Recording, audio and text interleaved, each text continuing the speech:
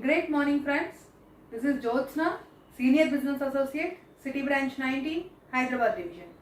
So, మనం already 3 days నుంచి IC38 pre recruitment టెస్ట్కి సంబంధించిన సిలబస్ గురించి నేర్చుకుంటున్నాము. ఈరోజు కూడా దాన్నే నేను కంటిన్యూ చేస్తున్నాను. నిన్న మనం ప్లాన్స్ గురించి, రైడర్స్ గురించి నేర్చుకున్నాము అండ్ మనకు మోటార్ ఇన్సూరెన్స్ కాన్సెప్ట్స్ గురించి కూడా నిన్న నేర్చుకున్నాము. అందులో ఇంకొకటి ఏంటి అంటే mortgage redemption insurance. So mortgage redemption insurance అనేది నిన్న మనం చూడలేదు. It is also a motor insurance concept. So mortgage అంటేనే తాకట్టు పెట్టడం మీకు తెలుసు. Where this concept of mortgage redemption insurance is useful అంటే it is useful in housing loans or any type of loans. So లోన్స్లో ఏమవుతుంది, in the initial stage the loan amount will be more. Suppose if it is a housing loan, we will take 50 lakhs of housing loan, and gradually if we are returning back through the EMIs, if we are paying EMIs, the housing loan will reduce gradually. So after 5 years it may be 45 lakhs, after 7 years it may be 40 lakhs or 38 lakhs. So the liability is decreasing gradually. So the insurance need will also decrease gradually. So in the mortgage redemption insurance, what will happen is it is a reducing term insurance plan. That means the insurance amount అనేది గ్రాడ్యువల్గా లోన్తో పాటు తగ్గుతూ వస్తుంది. So ఇది ఎక్కడ use అవుతుంది అంటే మనకి ఏదైనా హౌసింగ్ లోన్స్ కానీ తీసుకున్నప్పుడు వాటికి షూరిటీగా ఈ మార్టిగేజ్ రిడెంప్షన్ ఇన్సూరెన్స్ అనేది చేయడం జరుగుతుంది. సో ఇది కూడా మీరు గుర్తుపెట్టుకోవాలి. దాని క్వశ్చన్ అడగడమే మార్టిగేజ్ రిడెంప్షన్ ఇన్సూరెన్స్ అనేది ఎందులో వస్తుంది అనేది చెప్తారు, వేర్ ఇట్ ఈస్ యూస్ఫుల్ అని. It is useful in housing loans. Yes, next తర్వాత మనము చూడబోయేది ఏంటి అంటే other things of one doing a policy. The thing is మనం ఎందుకు పాలసీ చేస్తున్నాము, to protect our legal heir or dependent. So మన డిపెండెంట్ ఎవరైతే ఉన్నారో ఆ డిపెండెంట్ని ప్రొటెక్ట్ చేయడానికి మనం ఇన్సూరెన్స్ అనేది చేస్తున్నాం. సో ఆ డిపెండెంట్నే మనం ఎలా ప్రొటెక్ట్ చేస్తాము, by giving nomination on their name. So వాళ్ళ పేరుతో నామినేషన్ ఇవ్వడం వల్ల if something happens to us the sum assured will be paid to them. So అంటే నామినేషన్ అనేది ఇందులో చాలా ముఖ్యమైన విషయం. సో ఈ నామినేషన్ గురించి మనకి ఎందులో ఎక్స్ప్లెయిన్ చేశారు అంటే ఇన్సూరెన్స్ యాక్ట్ సెక్షన్ 39లో నామినేషన్ గురించి చెప్పడం జరిగింది. నామినేషన్ నన్నన్న it ends with n, and section 39 it also ends with a sound of n. So you can remember easily nomination is explained in section 39. So sections సంబంధించి మనకు ఒక 4 important sections ఉన్నాయి. వీటి నుంచి కూడా మీకు ఒక బిట్ వస్తుంది. So you should remember these sections. So next నామినేషన్లో మనకి ఇంకా ఏమున్నాయి, నామినేషన్లో ఏం ఇంపార్టెంట్ అంటే nomination should be a dependent, direct dependent అయి ఉండాలి నామినేషన్లో. అండ్ తర్వాత ఇంకా ఏంటి అంటే more than 1 person can be nominated, అంటే దాన్నే మల్టిపుల్ నామినేషన్ అంటారు. ఎక్కువ మందిని కూడా నామినేట్ చేయొచ్చు. యూ కెన్ గివ్ పర్టికులర్గా మీరు పర్సంటేజ్ కూడా మెన్షన్ చేయొచ్చు, ఎవరికి ఎంత పర్సంటేజ్ ఇవ్వాలి అని. You can put a minor as nominee. So ఒక మైనర్ని కూడా మనం నామినీగా ఉంచొచ్చు. అండ్ ఆ మైనర్కి కూడా మనము, కానీ మైనర్ని నామినీగా ఉంచినప్పుడు compulsory you should put N appointee. అంటే అపాయింటీ అంటే మైనర్కి ఒక గార్డియన్ని కంపల్సరీ ఇవ్వాలి. ఎందుకు అంటే బెనిఫిట్స్ మైనర్కి డైరెక్ట్గా పే కావు. సో కాబట్టి మీరు ఇంకొక గార్డియన్ని కంపల్సరీగా ఇవ్వాలి. And that appointee should accept to be a guardian. అంటే అతను అపాయింటీ కూడా యాక్సెప్ట్ చేయాలి, నేను గార్డియన్గా ఉండడానికి నాకు అభ్యంతరం లేదు అని యాక్సెప్ట్ చేయాలి. యాక్సెప్ట్ చేసి సైన్ చేయాలి. అండ్ నామినేషన్కి సంబంధించి మీకు బిట్స్ ఎట్లా వస్తున్నాయంటే సెక్షన్ అడుగుతారు ఒక్కొక్కసారి, అండ్ ఇంకొక రకంగా ఎలా అడుగుతున్నారు అంటే ఏదైనా ఒక ఎగ్జాంపుల్ ఇస్తారు. సపోజ్ ఎవరైనా సురేష్ అనే ఒక వ్యక్తి తన 5 years కిడ్ని నామినీగా ఉంచారు, and after some years he died and he forgot to take the signature of the guardian or appointee. Then what will happen? Who will get the money? So ఇందులో options ఎలా ఇస్తారు అంటే LIC will wait till the person will become major అయ్యే వరకు LIC wait చేసి నామినీకి డబ్బులు ఇస్తుంది. లేకపోతే LIC will give the money to the guardian, అపాయింటీకి డబ్బులు ఇచ్చేస్తుంది. లేకపోతే LIC will not pay any money, LIC డబ్బులు ఏమీ ఇవ్వదు. So none of the, so ఇది ఏది కరెక్ట్ కాదు. సో ఇలా రకరకాల, లేకపోతే LIC will pay the money to the legal heir, LIC తన పాలసీ ఆ కస్టమర్కి సంబంధించిన లీగల్ హెయిర్కి డబ్బులు ఇస్తుంది. సో ఇలా రకరకాల ఆప్షన్స్ ఉంటాయి. So which is the correct అని అనుకున్నప్పుడు నామినేషన్కి సంబంధించి ఎటువంటి డిస్ప్యూట్ వచ్చినా, ఎలాంటి వివాదం వచ్చినా కూడా that amount will be paid to the legal hair. So అది మీరు గుర్తుపెట్టుకోండి. ఎటువంటిదైనా సరే, సపోజ్ ఇన్ సమ్ కేసెస్ ఎలా ఇస్తారు అంటే the person nominated somebody as his wife but somebody else came and objected that she is the original wife, who will get the money. So ఇప్పుడు ఏమవుతుంది, ఇద్దరిని పెట్టారు, అందులో అబ్జెక్షన్ వచ్చింది. Otherwise in some case nominee and the life assured both died in an accident, so ఇద్దరు చనిపోయారు, then who will get the money. So ఎటువంటి dispute వచ్చినా సరే, డిస్ప్యూట్ ఎందుకు వచ్చినా సరే, what the LIC will do is LIC will pay the money to the life assured legal hairs. Legal చట్టబద్ధంగా వారసులు ఎవరైతే ఉంటారో, కోర్ట్ ఎవరినైతే డిసైడ్ చేస్తుందో వాళ్ళకే అమౌంట్ అనేది వెళ్తుంది. సో ఇందులో మీరు కన్ఫ్యూజ్ అవ్వాల్సింది ఏం లేదు, బిట్స్ అనేది అలా అడుగుతున్నారు. సో ఒక్కసారి చూసి మీరు రాయండి. నెక్స్ట్ నామినేషన్ తర్వాత now I'm going to tell you about assignment. So nomination assignment అనేది యాక్చువల్గా nomination while taking the policy nomination అనేది చేస్తాం. అసైన్మెంట్ అనేది after completion of the policy, ఇంకా టైం ఉంది, బట్ కానీ నేను ఇప్పుడే చెప్తున్నాను ఎందుకు అంటే ఈ రెండు కూడా ఒకదానికొకటి లింక్ అయి ఉండే విషయాలు. సో అసైన్మెంట్ అనేది సెక్షన్ 38 ఆఫ్ ఇన్సూరెన్స్ యాక్ట్ లో ఎక్స్ప్లెయిన్ చేయడం జరిగింది. అసైన్మెంట్ 38 సో మీకు గుర్తుండడం కోసం చెప్తున్నాను, రెండు కూడా టీతో ఎండ్ అవుతున్నాయి, సో మీరు ఈజీగా గుర్తుపెట్టుకోవచ్చు. సో అసైన్మెంట్ అంటే ఏంటి, transferring the right to somebody else. So ఈ పాలసీ మీద ఉన్నటువంటి హక్కులు ఏవైతే ఉన్నాయో వాటిని ఇంకొకళ్ళకు బదిలీ చేయడాన్ని మనం అసైన్మెంట్ అని చెప్పి అంటాం. సో ఈ అసైన్మెంట్ అనేది 2 టైప్స్గా ఉంటుంది. That one is conditional assignment, the second one is absolute assignment. So conditional assignment పేరులోనే ఉంది. Conditional assignment means there will be a condition while the assignment is in force. So assignment ఫోర్స్లో ఉన్నప్పుడు ఒక condition ఉంటుంది. Suppose I am taking a personal loan. I am assigning this policy to the bank till my loan clears. If the loan clears, they will reassign the policy to me. Reassign అంటే తిరిగి నా హక్కులు నాకు రాసి ఇవ్వడం. So అంటే ఏంటి, నాకు లోన్ ఎంత కాలం అయితే ఉంటుందో అంత కాలం వరకు మాత్రమే ఈ పాలసీ మీద హక్కులు బ్యాంకుకు ఉంటాయి. లోన్ క్లియర్ అయిపోయిన తర్వాత హక్కులు నాకు వెనక్కి వచ్చేస్తాయి. So it is a conditional assignment.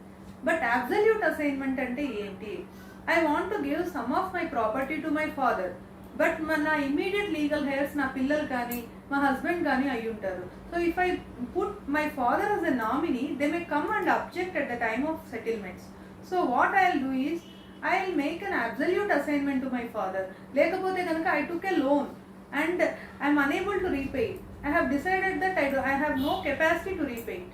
Then I am doing a absolute assignment of my policy to that debtor. మనకి ఎవరైతే మనకు లోన్ ఇచ్చున్నారో ఆ లోన్ ఇచ్చినటువంటి వాళ్ళకి నేను కంప్లీట్గా రాసి ఇచ్చేసాను పాలసీ హక్కులు, ఎందుకంటే లోన్ తిరిగి రీపే చేయలేను నేను.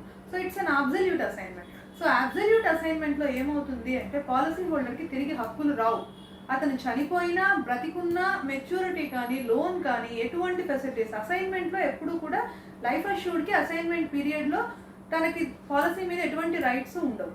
సో అసైన్మెంట్ అబ్సల్యూట్ అసైన్మెంట్ అయితే ఎప్పటికీ హక్కులు తిరిగి రావు. If it is a conditional assignment, condition fulfil అయిపోయిన తర్వాత రైట్స్ మళ్ళీ తిరిగి వస్తాయి.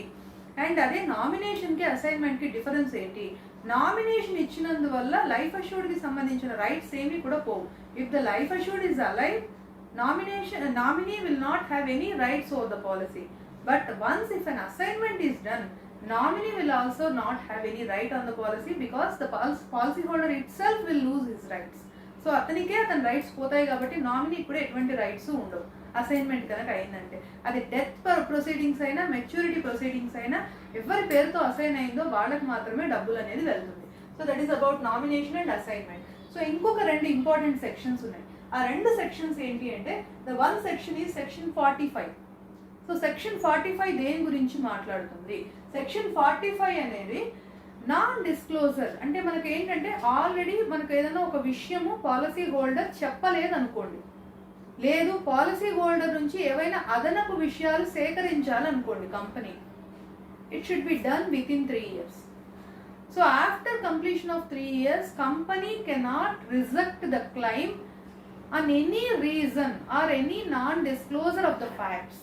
అంటే ముందుగా తెలియనటువంటి చెప్పనటువంటి విషయాల గురించి కానీ లేకపోతే అదనపు విషయాలు అడిగి కానీ 3వ సంవత్సరం పూర్తయిపోయిన తర్వాత పాలసీ క్యాన్సిల్ చేయడం కానీ క్లెయిమ్ క్యాన్సిల్ చేయడం కానీ చేయకూడదు. సో పాలసీ గురించి సంబంధించి కస్టమర్ సంబంధించి ఏవైనా అదనపు వివరాలు సేకరించాలి అని కనుక భావిస్తే company, it should be done within 3 years. ఆ విషయాన్ని ఎక్స్ప్లెయిన్ చేశారు సెక్షన్ 45లో. And what is section 41? ఇది చాలా ఇంపార్టెంట్. సెక్షన్ 41 ఏంటి అంటే you should not offer any gifts. అంటే మనకు పాలసీ తీసుకోవడం కోసం నేను ఆల్రెడీ చెప్పాను, పాలసీ అనేది అడగడం అనేది it's a duty of the customer, not the duty of the agent. ఎందుకు అంటే he is asking for a benefit of transferring the risk from him to company. So అతను అడుగుతున్నాడు నా మీద ఉన్న రిస్క్ మీరు తీసుకోండి అని. సో అలా అడగడం అనేది అతను చేస్తున్నటువంటి అభ్యర్థన. So for getting a policy, giving any gifts or bribing anything is illegal according to section 41. So gifts ఇవ్వడం కానీ బ్రైబ్ చేయడం కానీ చేయకూడదు అంటే సెక్షన్ 41. సో ఈ 4 సెక్షన్స్ కూడా చాలా ఇంపార్టెంట్. మీకు సెక్షన్స్ నుంచి ఒక బిట్ అనేది వస్తుంది, సో గుర్తుపెట్టుకోండి. అండ్ ఇవి ఏంటంటే these are the some important points, some important words. యాక్చువల్గా మీరు పేపర్ చూసినప్పుడు ఏమవుతుందంటే చాలా వరకు చాలామంది by seeing the first 10 questions they are feeling very bad and afraid, they are not at all reading the else questions. So మీకు first 4-5 questions, first 10 questions చూడగానే చాలా కష్టంగా అనిపించి మిగతా అసలు చదవడం లేదు. సో దానివల్ల కూడా చాలామంది ఫెయిల్ అవుతున్నారు. సో మీకు వర్డ్స్ కనుక తెలుసున్నాయి అంటే you'll understand the question actually. So the first thing ఏంటి అంటే మనకి అసలు ఫైనాన్షియల్ ప్రోడక్ట్స్ అనేవి ఎన్ని రకాలుగా ఉంటాయి. That is one is transactional financial products. అంటే మనకు ఫైనాన్షియల్ డీలింగ్స్ ఏవైతే జరుగుతాయో, ఫైనాన్షియల్గా మనం సేవింగ్ ఏదైతే చేస్తామో, ఫైనాన్షియల్ సేవింగ్స్ అనేది ఎన్ని రకాలుగా చేయొచ్చు. One is transactional products. Transactional products అంటే ఏంటంటే ఇవ్వడం పుచ్చుకోవడం అంతవరకు మాత్రమే. అంటే మనం ఇచ్చిన దానికే మనం పుచ్చుకుంటాం అనమాట, మనం ఇచ్చిన దాంతో సంబంధం లేకుండా తీసుకోం. సో దానికి ఎగ్జాంపుల్ ఏంటంటే బ్యాంక్స్ అనమాట. బ్యాంక్లో మనం వేసే ఎఫ్డీస్ కావచ్చు, మన సేవింగ్స్ అకౌంట్స్ కావచ్చు, ఇవన్నీ కూడా ఫైనాన్షియల్గా ట్రాన్సాక్షనల్ ప్రోడక్ట్స్ అని అంటారు. అదే ఇన్సూరెన్స్ అంటే ఏంటి? ఇన్సూరెన్స్ అనేది ఏంటి అంటే it is a contingency product. అంటే మనకి ఏదైనా మనం పే చేస్తున్న అమౌంట్తోనే కదా, ఇట్ ఈస్ సంథింగ్. మీరు పే చేస్తున్న ప్రీమియము, మీరు తీసుకున్న ఇన్సూరెన్స్ అమౌంట్ వేరేగా ఉంటుంది. ఇది ఏదైనా సరే ఎమర్జెన్సీలు వచ్చినప్పుడు ఆదుకునేటటువంటి ఒక ఫండ్ అనమాట, ఆదుకునేటటువంటి ఒక ఫైనాన్షియల్ సేవింగ్స్. అందుకనే దీన్ని కాంటింజెన్సీ ప్రోడక్ట్ అని అంటారు. అండ్ ఎవ్రీ ఇన్సూరెన్స్ అనేది ఇంకొకటి ఏంటంటే it is an intangible product. మీకు టాంజిబుల్, ఇంటాంజిబుల్ అంటే ఏంటి? టాంజిబుల్ అంటే వీ కెన్ సీ. సపోజ్ నా చేతిలో ఒక పెన్సిల్ ఉంది, ఈ పెన్సిల్ని మీరు చూడగలరు. If I tell it's a 1 lakh pencil, then మీరు 1 lakh నాకు ఇచ్చి కొనుక్కునేస్తారా? You ask, you can touch it, you can feel it. ఇది గోల్డ్ పెన్సిలా లేకపోతే is it a diamond? Why you are asking us to pay 1 lakh? ఇవన్నీ మీరు అడగగలరు because you can see this. It is a tangible one. But insurance is not like that. Insurance is a feeling. I can sell this pencil by showing its beauty or showing its quality idantha, but kaani enduku dini you can touch it, you can feel it, but kaani it is insurance product is not a tangible. Enduku ani ante you can దీన్ని మనం touch చేసి feel కాలేము, దాన్ని మానసికంగా feel అవ్వాలి. అందుకనే దాన్ని intangible product అంటారు. అంటే ఈ పదాలు తెలిస్తే చాలు మీకు, దర్ ఇస్ నో నీడ్ ఎక్కువ నేర్చుకోవాల్సిన అవసరం లేదు. జస్ట్ ఆ పదం మీకు కనిపిస్తే ఎగ్జామ్లో if you can understand the meaning of the word you can answer the question. The next ఏంటి అంటే the third type of financial products are wealth accumulation products. Wealth అంటే మనం డబ్బులు సంపాదించడం, ధనం లేదంటే ఆస్తిని అక్యుములేట్ చేసుకునేటటువంటి ప్రోడక్ట్స్. ఏదైనా సరే షేర్ మార్కెట్కి సంబంధించిన ఇన్వెస్ట్మెంట్స్ కావచ్చు, బాండ్స్ కావచ్చు, ఈక్విటీస్, షేర్స్, బాండ్స్, ఇవన్నీ కూడా వెల్త్ అక్యుములేషన్ ప్రోడక్ట్స్ కిందకి వస్తాయి. సో ఇవి అయిపోయిన తర్వాత మనం ఇంక ఇప్పుడు పాలసీకి సంబంధించిన మెయిన్ డీటెయిల్స్ అన్ని చూసేసాం. నెక్స్ట్ పాలసీ కస్టమర్కి సంబంధించిన డీటెయిల్స్ అన్ని కూడా ఇచ్చేసారు. ఇచ్చేసిన తర్వాత వాట్ విల్ హ్యాపన్, కస్టమర్కి సంబంధించిన ఫ్యామిలీ డీటెయిల్స్ ఎందుకు అడుగుతారు అంటే వాళ్ళకి ఏమైనా హెరిడిటికల్ డిసీజెస్ ఉన్నాయా అన్నది తెలుసుకోవడం కోసం అడుగుతారు. ఈ బిట్ కూడా వస్తుంది. Why we will ask the family details of the customer. ఎందుకు అడుగుతామంటే అది రీజన్. నెక్స్ట్ తర్వాత మనం ఏం చేస్తాము అంటే ఫస్ట్ అండర్ రైటింగ్ అనేది జరుగుతుంది. అంటే ఈ పాలసీ ఇవ్వచ్చా ఇవ్వకూడదా అని డిసైడ్ చేయడాన్ని అండర్ రైటింగ్ అంటారు. ఏమంటారు? అండర్ రైటింగ్ అంటారు. ఈ అండర్ రైటింగ్ ఫస్ట్ చేసేటటువంటి వ్యక్తి ఎవరు? He is agent. మీరే, ఇంకెవ్వరు కాదు. You are the person who is going to decide that whether this policy can be given or not. So అతను ఇచ్చేటటువంటి రిపోర్ట్నే ఏసీఆర్. ఇక్కడ ఇంకొక అబ్రివేషన్ వచ్చింది. ఏసీఆర్ అంటే ఏంటి? Agents confidential report. So agent first decide చేసి చెప్తాడు ఈ పాలసీ ఇవ్వచ్చా ఇవ్వకూడదా, అతని డీటెయిల్స్ ఏంటి, అతని ఇన్కమ్ ఏంటి, ఇవ్వచ్చా ఇవ్వకూడదా. దెన్ ఏసీఆర్ అయిపోయిన తర్వాత the second one is MHR. MHR అంటే ఏంటి అంటే మోరల్ హజార్డ్ రిపోర్ట్. ఈ మోరల్ హజార్డ్ రిపోర్ట్ అనేది మీ డెవలప్మెంట్ ఆఫీసర్ కానీ డిపెండ్స్ ఆన్ ద సమ్మర్ష్యూడ్ బ్రాంచ్ మేనేజర్ కానీ మీరు కానీ ఇవ్వడం జరుగుతుంది. అంటే నేను ఆల్రెడీ హజార్డ్స్ గురించి చెప్పాను కదా, మోరల్ హజార్డ్ ఏమీ లేదు అని కూడా ఒక డెసిషన్ తీసుకోవాలి. దాని తర్వాత ఇక్కడికి మనం ప్రపోజల్ ఫామ్ మొత్తం చేసేసాం. సో మొత్తం సబ్జెక్ట్ నేర్చుకున్నాం, ప్రపోజల్ ఇచ్చాం. దాని తర్వాత ఏమవుతుంది అంటే ఆ పాలసీ ఇవ్వచ్చు అని అండర్ రైటింగ్ సెకండ్ లెవెల్లో జరుగుతుంది. దాన్నే ఆఫీస్కి సంబంధించిన వాళ్ళు అండర్ రైట్ చేస్తారు, దాన్ని డెసిషన్ ఇస్తారు. ఓఆర్ అంటే ఆర్డినరీ రేట్. ఇవి ఓన్లీ మీరు అబ్రివేషన్స్ కొంచెం తెలుసుకుని ఉండండి చాలు. ఆర్డినరీ రేట్ అంటే స్టాండర్డ్ లైఫ్స్కి ఇచ్చేటటువంటి రేట్తోనే పాలసీ యాక్సెప్ట్ అయింది అని అర్థం. అదే ఈఆర్ అంటే ఎక్స్ట్రా రేట్. ఎక్స్ట్రా రేట్ అంటే వీళ్ళకి హెల్త్ ఎక్స్ట్రా కానీ ఆక్యుపేషనల్ ఎక్స్ట్రా కానీ నేను చెప్పినట్టు ఏదో ఒక ఎక్స్ట్రా ఏజ్ ఎక్స్ట్రా కానీ పడి ఎక్స్ట్రా రేట్తో పాలసీ యాక్సెప్ట్ అయ్యింది. నెక్స్ట్ మూడో రకమైన acceptance lean insurance. Lean insurance అంటే ఏంటి? సపోజ్ ఎవరికైనా సరే ఏదైనా ఒక జబ్బు వచ్చింది, ఆ జబ్బు ఏంటి అంటే ప్రజెంట్ ఇప్పుడు వచ్చి తగ్గింది, బట్ కానీ అది ఆ పర్సన్ నార్మల్ అవ్వడానికి it may take 4 to 5 years. So అటువంటి అప్పుడు ఏమవుతుంది అని అంటే లీన్ ఇన్సూరెన్స్ ఇస్తారు. అంటే policy suppose customer ask for a 10 lakhs insurance. So then in the beginning of the policy, he will have only 2.5 lakh insurance. In the second year, he will have 5 lakhs coverage. In the third year, he will have 7.5 lakhs coverage. By the fourth year, he will have 10 lakhs coverage. And ఏంటి starting లో insurance తక్కువగా ఉంటుంది because he is having more risk. Premium will be same, but insurance తక్కువగా ఉంటుంది. దీన్నే lean insurance అంటారు. So lean insurance గురించి కూడా క్వశ్చన్స్ అడుగుతున్నారు. సో లీన్ ఇన్సూరెన్స్ అంటే అది. నెక్స్ట్ తర్వాత ఓకే, ఇప్పుడు డెసిషన్ వచ్చేసింది.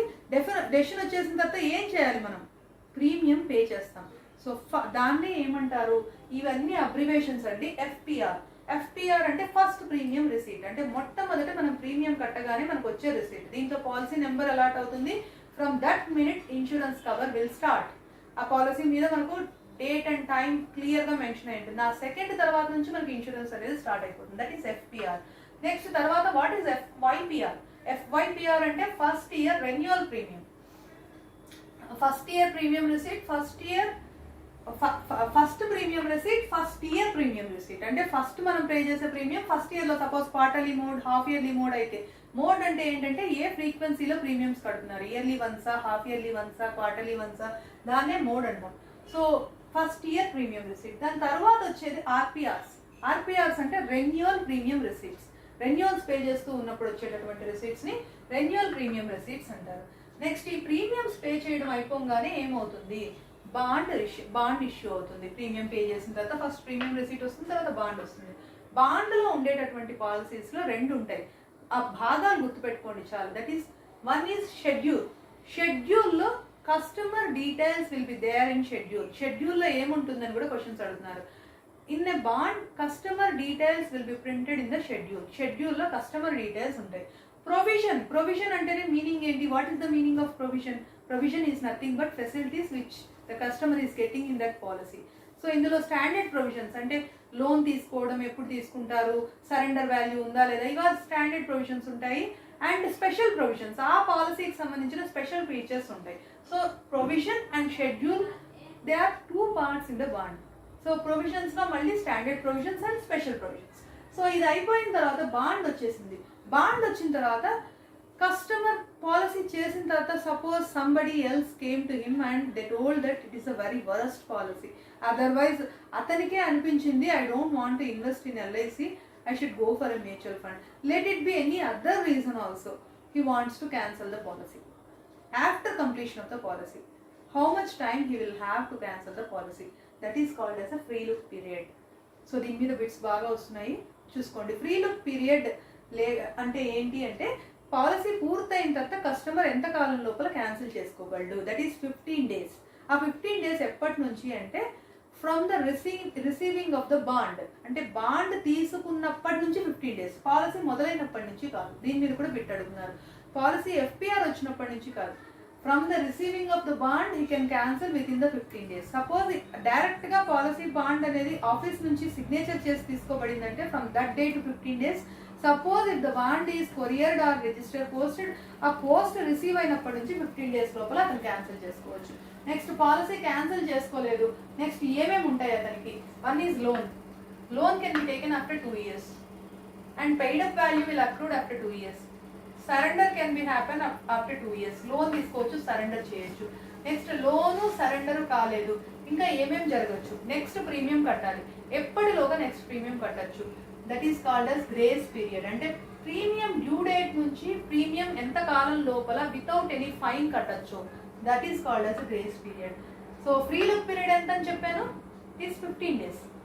గ్రేస్ పీరియడ్ ఎంత? Is 30 days.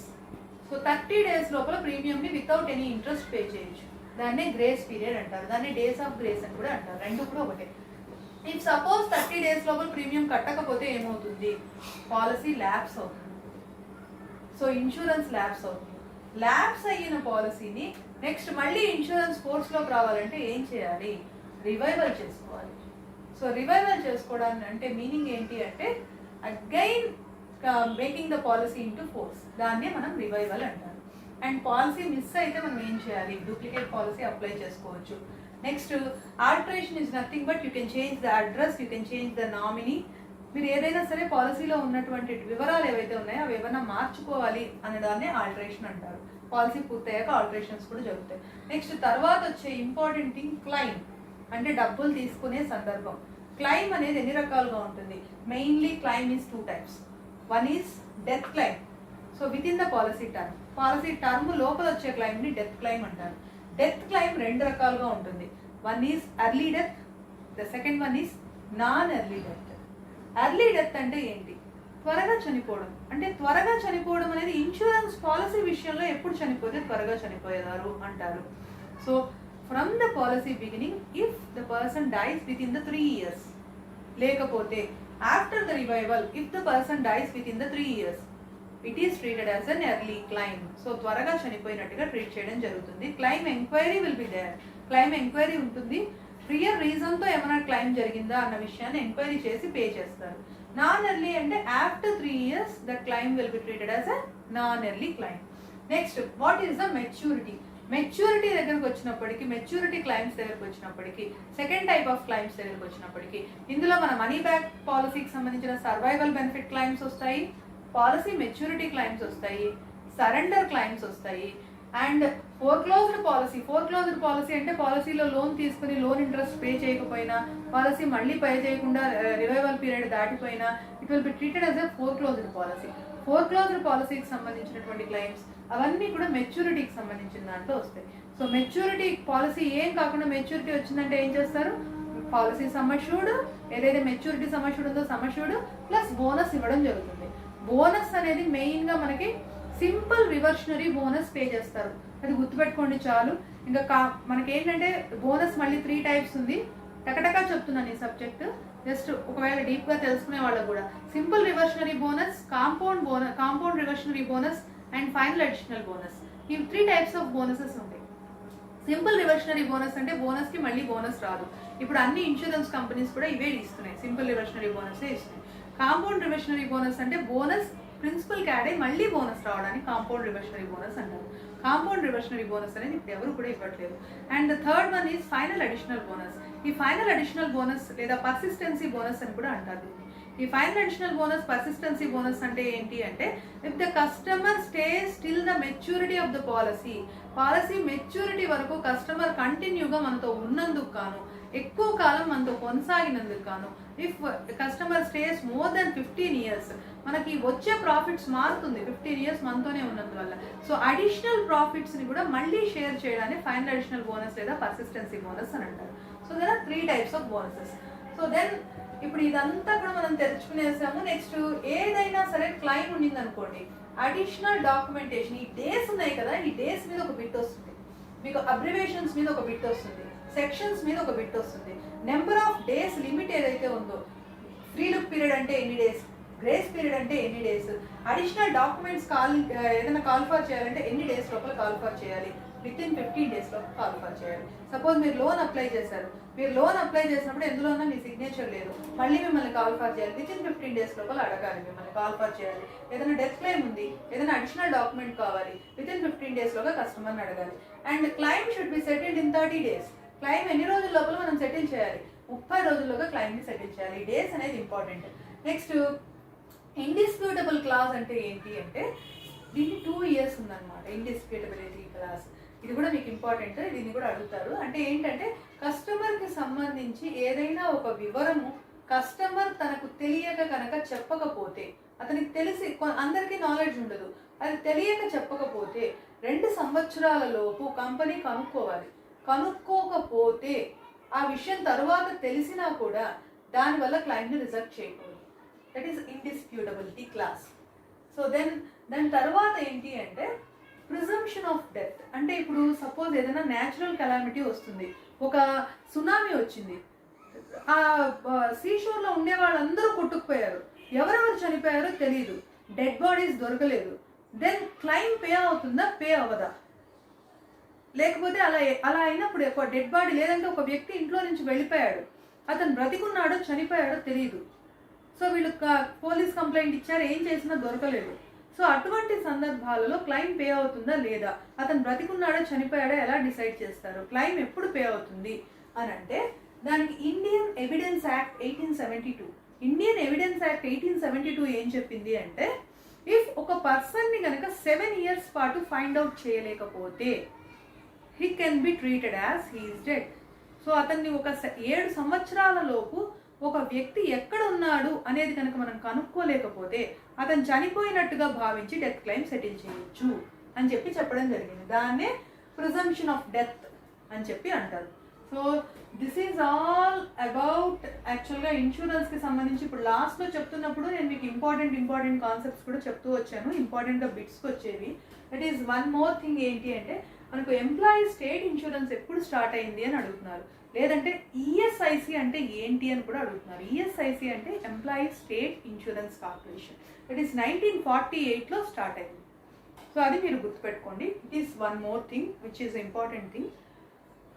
సో ఇంకా జస్ట్ హియర్ దాదాపు అంత ఇంపార్టెంట్ సిలబస్ అంతా కూడా కవర్ అయిపోయింది. Then I'm going to tell you in the next class about grievance redressal mechanism. అంటే ఏంటి అంటే మనకు ఇప్పటి వరకు సబ్జెక్ట్ అంతా నేర్చుకున్నాం. పాలసీ చేయాలంటే ఏంటి, కాంట్రాక్ట్లోకి రావాలంటే ఏంటి, కాంట్రాక్ట్లోకి వచ్చిన తర్వాత ఏంటి, ఇవన్నీ చేసాం. సపోజ్ ఏదన్నా ఒక క్లైమ్ పేమెంట్లో గ్రీవెన్స్ ఉన్నింది అని అంటే దెన్ దానికి ఏం చెయ్యాలి అన్నది ఒక్క విషయం నేర్చుకుని I will tell you about how to attempt the exam, what will be there in exam అన్న టిప్స్ గ్రీవెన్స్ రిడ్రెసల్ మెకానిజం గురించి నెక్స్ట్ క్లాస్లో చెప్తాను. There ends our syllabus. Thank you so much. Put your comments, like and share the video. Thank you.